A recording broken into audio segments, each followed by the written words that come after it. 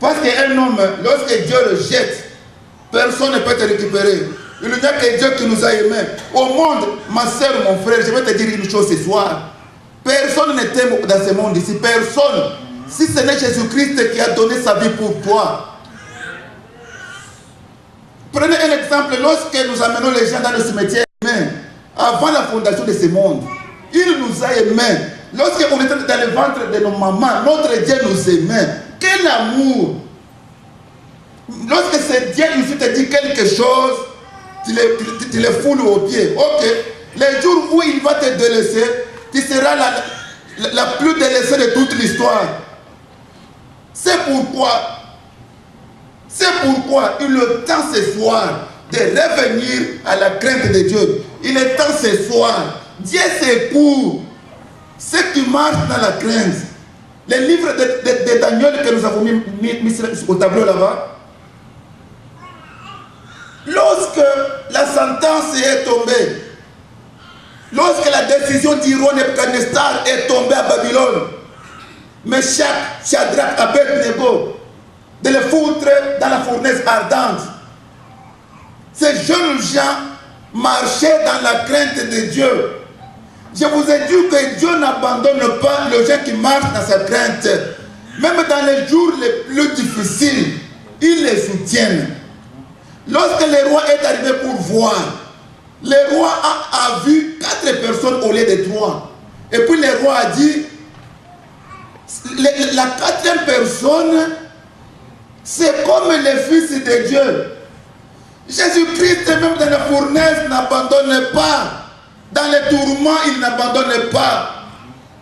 C'est le seul ami fidèle. Lui-même, lorsque Jean dans l'Apocalypse l'a vu, sur son front était écrit fidèle. C'est ça son caractère. Il est fidèle.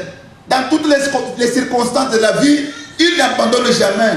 Mais la condition qu'il nous impose, nous, c'est de marcher dans la crainte de Dieu. Amen. Les gens disent Amen. C'est très bien. Merci. Gloire à Dieu. Si l'évangile te dit, à chaque pays, amène le 1/10, combien de chrétiens sentent facile la joie de donner le 1/10 à Dieu? Qui? Les gens chantent avec les 5 dollars dans leurs mains. Ils sautent, ils dansent là. Allez, ils mettent dans les enveloppes, ils donnent. C'est bien aussi.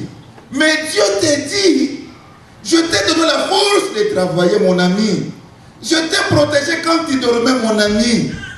J'ai surveillé ta vie, mon ami. J'ai combattu pour toi lorsque les maladies venaient, mon ami. Maintenant que tu as ce salaire, souviens-toi de moi. Je ne demande pas beaucoup.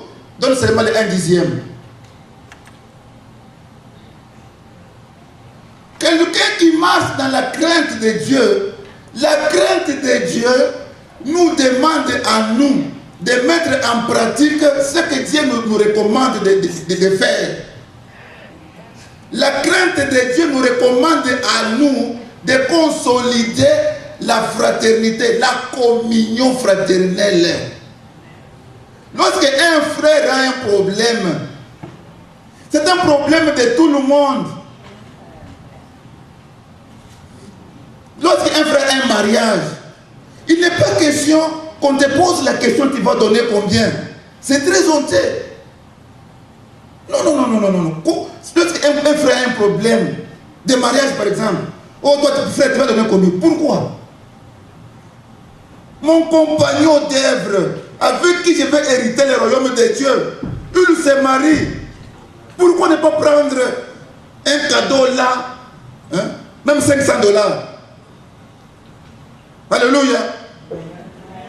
Les gens tournent toujours autour de 10 dollars. Oh frère, comprenez. Oh frère, comprenez. Mais c'est toi qui comprendras. C'est toi qui comprendras. La crainte de Dieu nous demande à nous de mettre sa parole, ce qu'il nous a dit, en pratique. Israël a eu des problèmes dans le désert. Les enfants, plus de 20 ans, n'ont pas hérité le Canaan. Pourquoi? Parce qu'ils n'ont pas respecté Dieu.